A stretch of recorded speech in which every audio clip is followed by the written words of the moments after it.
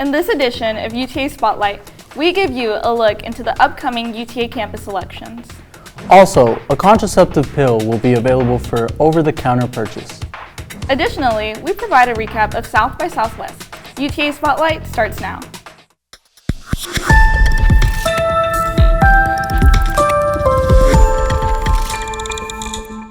Welcome to UTA Spotlight, where we bring UTA highlights to you. I'm Karina Laurelis. And I'm Andrew Walgas. Thank you for joining us.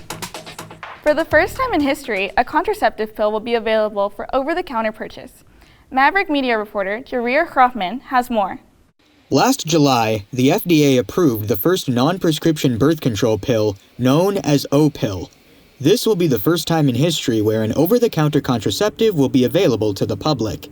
I asked Dr. Angela Middleton about this new contraceptive pill and why it matters. It's actually really an important milestone we've hit because this will allow them to be able to just go down to their neighborhood pharmacy and pick this up on their own or order it online. The pill's manufacturer, Perrigo, promises that the contraceptive is both safe and effective for users. This pill is considered very safe. You can't ever say something is 100% not dangerous, but certainly taking the pill is going to be way less of a concern than getting pregnant. Dr. Middleton also explains that UTA students who need reproductive services can reach out to the UTA Health Center for assistance. Everybody pays a medical service fee, so that gets you access to our clinic, and you can come in and see one of our gynecology providers if a person's wondering about birth control, and that visit is free to have that consult. O-pill is set to hit major retailers in late March or early April. Jarir Rahman, UTA News. Visit the UTA Health Services website to learn more about wellness for women offered on campus. As the UTA spring campus elections quickly approaches, UTA student government held an event for the candidates. Daniel Castagna provides a look inside the event. Candidate forum is an opportunity for students to get to know candidates and what they're running for, their campaign, as well as ask them questions and get to meet and greet with them and find out more about what they're running for and what change they want to see on campus. I chose UTA. It just felt like a sense of home when I was on campus, and I just want to help build that school spirit with everybody. I feel like being Miss UTA is more than being about being a position, it's about being a movement. And I think I have the first-hand experience of what it feels like to have that sense of belonging and how much important it is in your life to get that sense of belonging to succeed. I'm running for Miss UTA because working alongside Vidya has been a role model for me, and I want to pursue that. I have seen how 3 different Miss UTAs have handled different challenges that they have seen, and I feel like that's something unique to me that I can really bring forward in my campaign. I feel like the minority and the cultures have been oppressed, and that's why I'm learning. I want to keep that culture and that tradition going. So many times in the leadership center of student government, we find ourselves in different conflicting ideas and conflicting opinions. And not even as vice president, I serve to be able to facilitate and moderate conversations. As part of UTA Investors, I've been helping with university pride and traditions. I feel like being part of vice president, I can actually talk to that.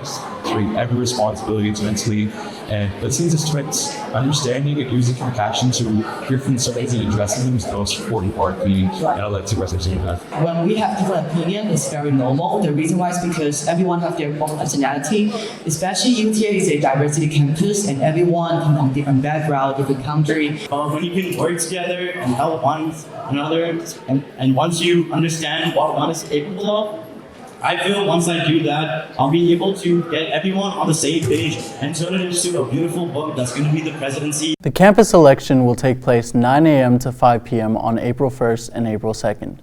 You can vote through MavOrgs or at the Art Gallery in the UC. For UTA Entertainment News, let's throw it over to Jarir. Thank you, Andrew. I'm Jarir Rahman. Let's recap some of this month's biggest events. This month, one of Texas's biggest festivals, South by Southwest, took place in Austin. Kirsten Warner was on the festival grounds. Take a look. South by Southwest is an annual interactive festival in Austin, Texas that showcases music, tech, health, film, and more. During the 9-day festival, badge holders are able to attend daily sessions and workshops led by some of the brightest leaders in entertainment and STEM from across the globe. Music is a big focus during the festivals as newer artists set out to make a name for themselves. Like Prince Amin, who traveled south to Austin to get a taste of what South by Southwest is all about. Actually, I got invited for the Afrobeats dancehall segment. Yes, and finally a part of the South by Southwest officially, so that's pretty dope. And I'm actually an upcoming artist based in Montreal, Canada.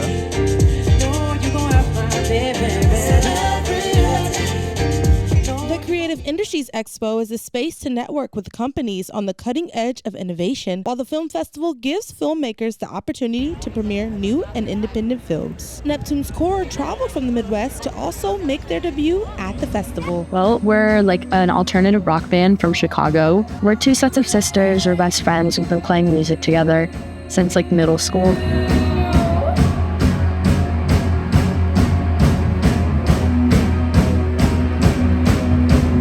With so many live performances to choose from, next year, don't forget to download the South by Southwest app to plan accordingly.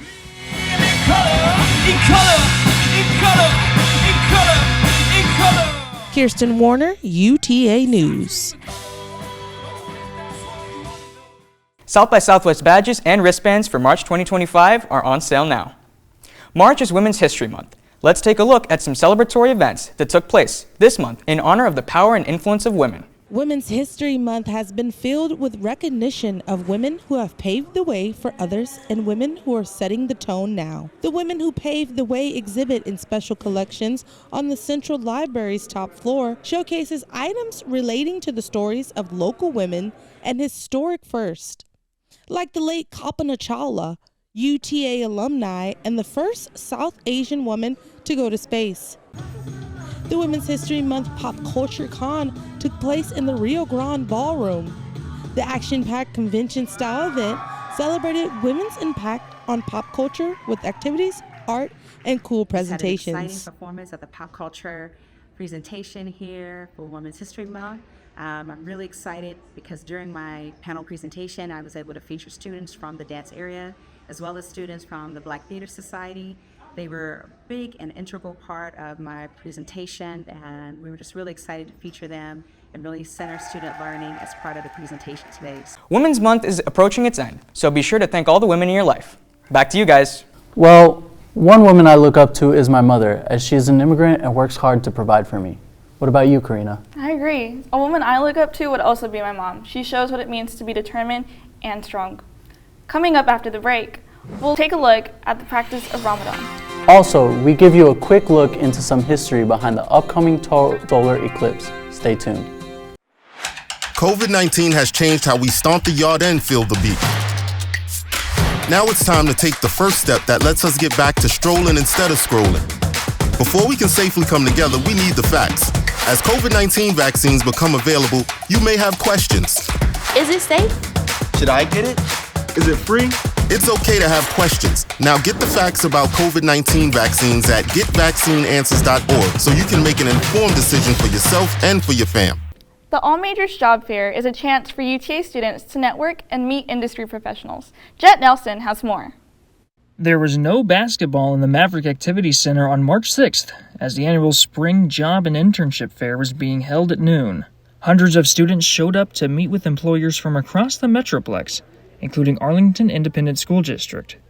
Here's a quick look at the fair from the perspective of students like Reese, an education major. I think it's really important for UTA to have these opportunities, especially because there's not ever a right time to specifically find a job. So having an opportunity like this at school is a good time to get your name around and see what options are out there for you and your major. Jet Nelson, Arlington Sentinel News. To learn more about possible internships and networking opportunities, visit the Handshake app. This year, March marked the beginning of one of the holiest months of the year for Muslims. We talked to the Muslim Student Association to learn more about the yearly tradition. To show gratitude and become closer to God, Muslims fast from all forms of food and drink from dawn until dusk throughout the month. Members of the Muslim Student Association shared what Ramadan means to the Muslim community. Ramadan, for me at least, to break it out simple, is the month of a break. A month of a break from society, distractions, news, whispers, rumors, gossips. The whole theme regarding Ramadan is, again, strengthening the soul by weakening the body. Your body is deprived of food and water and, your desires, intimacy, and so forth. Eid is where you would get rewarded for all the fasting you've done throughout the month.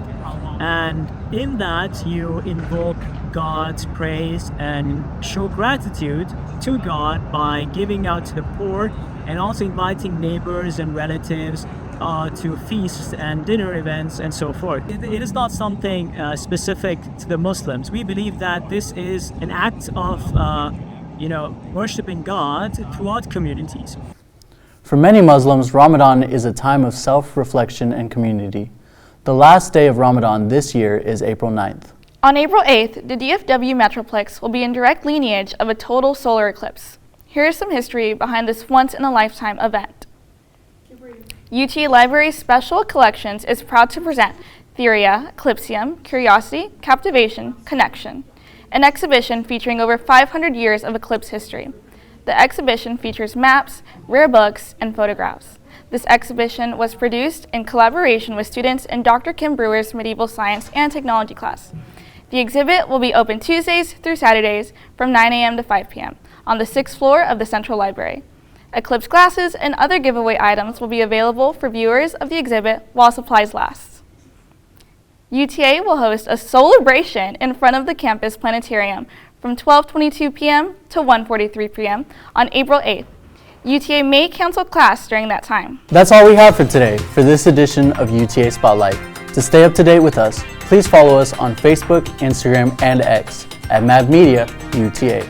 And don't forget to subscribe to our YouTube channel so you never miss a highlight again. I'm Karina Laurelis.